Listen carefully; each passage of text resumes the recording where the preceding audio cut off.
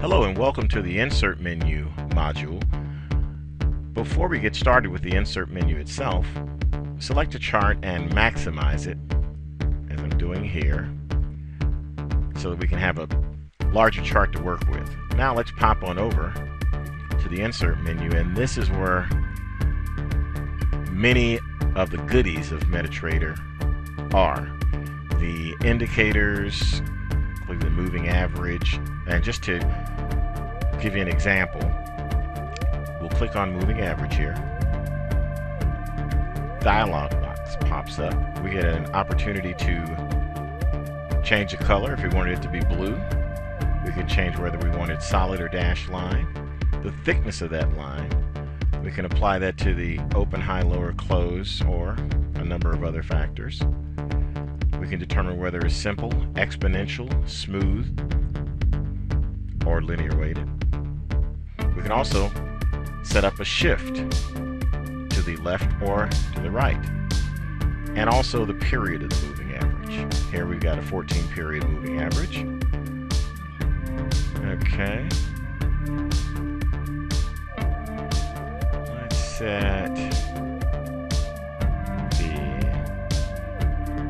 visualization all time frames. Levels we're going to ignore for now. Go back, and there we have it. Nice moving average. And as you hover your mouse over it, it'll tell you the period, and you can also see the value of the moving average at any particular time, which is also very useful. Now, to change the moving average, simply hover over it thusly. Now you can either delete the indicator, or you can go back to properties, and so you wanted to change it to a 100 period moving average. You can go back and you can do that. A lot flatter, isn't it? That's just the way it is. All I'm doing to move the chart, the data on the chart, is I am clicking the left mouse button, holding it down, moving it to the right or to the left, just so you'll know. Now we can pop down here and completely delete that particular indicator. Lots and lots more here. Oscillators, Bill Williams alligator, average directional movement index, average true range, which is very important and handy. And then these are categorized as to the type of indicators that there are. Trending indicators, oscillators, and here's a very popular one, the stochastics. And all I'll do here is just show you that the oscillator indicators show up down here in their own indicator section. Okay, and you can click on the left mouse button and hold it down and drag that section and size it the way you'd like. So if you want to see more that way, you can do that. Okay, so with here, stochastics, completely, you can eliminate that. And we can go back here to lines. As you can see, indicators, we've taken a look at all these. You can do custom ones as well. Volume, oscillators, Bill Williams, the alligator, fractals. Come here and do lines. You can do a vertical line, for instance. Vertical line with the value right there, the date. Pop down and do a horizontal line. If you want to do a horizontal line, say right there. Now, to show you something about the lines, you hover over it, it shows the value. If you want it to reflect a different value, like I said, we want it to reflect a little higher value of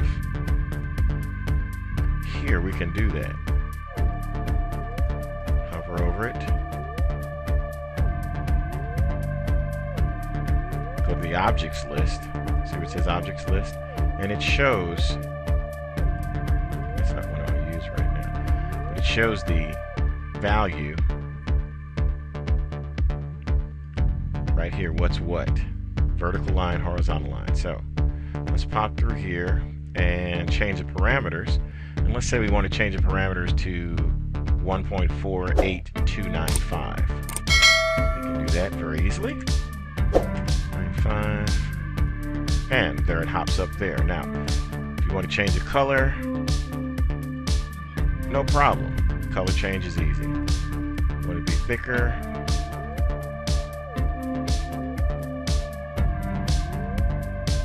Be green. You can do that. Let's not make it green. Everything on there is green. Aqua. Nice aqua color. Same thing with the vertical line. You want to move it somewhere you can to a different date. If you want to move it to, let's see, which is this? Okay, that's October the 2nd. You want to move it to the 3rd. Let's do that. And we're over on the 3rd, just like that. Want to remove the objects? No problem. Go to the objects list, hit that, delete, delete, gone. Just like that. All right, back to the menu. Trend lines. This is a little bit different. Rather than a one-click, a trend line is a two-click situation. We click, and we draw the line the way we want, and then we release.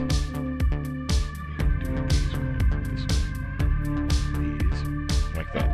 Okay.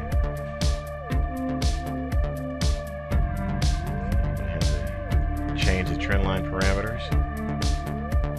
See the values there. You change that as well. And you can also delete that. Pop that way, delete, and we're out. Okay. I'm just showing you these first few so you can get a feel for working with the menu, that type of thing. But some of these do deserve an extra explanation. Now the trend line by angle, this is really neat. Click, hold down the left mouse button. Now you see down where my cursor was, see it says 90 degrees. Now see, I want to draw something at a 45-degree angle. How about this? How about I go to properties? I go to object list, sorry. Edit that, parameters, angle in degrees, 45. There we go. It's interesting how the 45 lines up with that, isn't it? That's a topic for another day. All right, but that's trend line by angle for us. You can delete that. Go to the objects list, and there are a number of ways to do that. Select, delete, there we go. All right, so let's pop back up. Channels, linear regression, standard deviation channels, Fibonacci channels. You've got GAN, GAN lines, GAN fan, GAN grid. You've got a little bit of everything. Here, if we start talking about the linear regression channel, it's a statistical analysis tool, and it's just used for forecasting of future values on the basis of available data. If the trend is ascending, then one can logically suppose that the next bar will be a bit higher than the preceding one. The linear regression method allows you to have a statistical demonstration of such logical conclusions. Now, for this tool, 2 points must be drawn.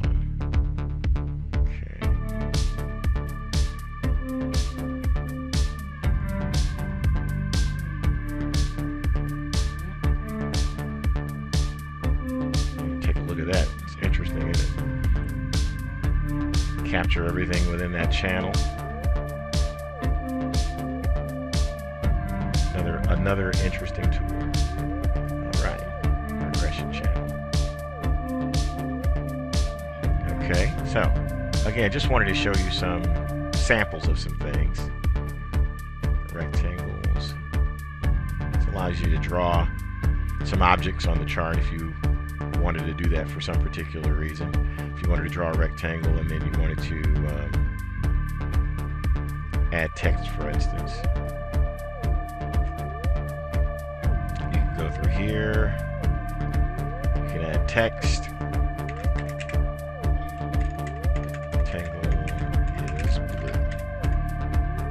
spell rectangle right, you'll have to help me out on this. Okay, here we go.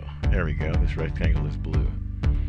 Okay, now as far as the text is concerned, go to text properties. You can change it any way you'd like to. If you want the font to be larger, you can go to a larger font. If you want the color to be different, you can go to a different color. If you want any of the other parameters, you want the angle to be 45 degrees, you can change that. Value to be there. There we go. Doesn't mean anything in this particular point, but this could be very handy if, for instance, you are drawing a trend line, for instance. And the trend line is going in that particular direction as well. So you can label that trend line. That in itself is pretty handy. So let's delete that. Delete this. Go to the objects list here. It's always... Alright, all the objects are gone there. We'll continue on. Arrows. Now arrows are very handy if you're wanting to identify a few things. For instance, let's say this was the start of the up move. We'll go to the arrow thickness. No change there, that makes sense. And if we want an up move to be green, we can change that.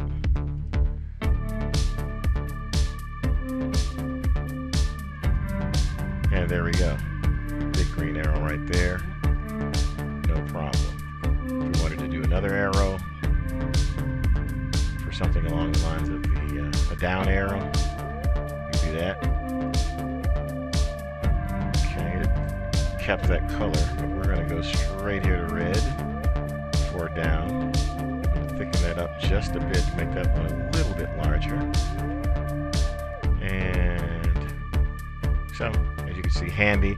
These can be moved around as well, so if you want to move them from place to place as you experiment and learn things, that's fine too. Okay, I'll just leave those there. We'll continue down. Andrew's pitchfork and some of these other things, cycle lines, can be very handy as well. So we'll pop in Andrew's pitchfork. Now, this tool is drawn on 3 points and represents parallel trend lines. The first trend line, we'll start here. Second, we'll go here. Third, we'll go here. Okay.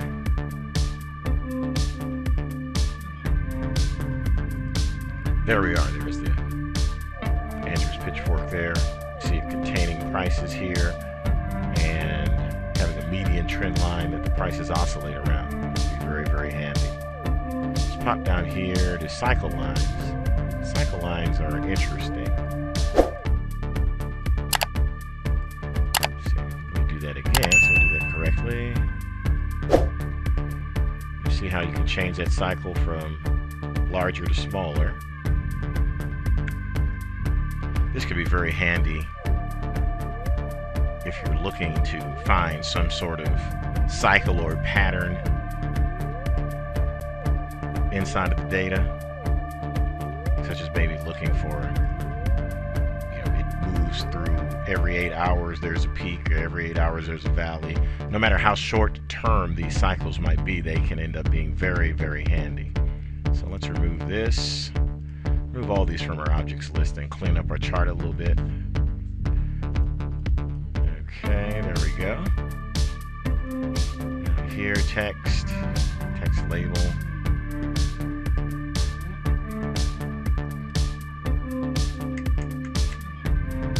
Okay, let's put this as peak.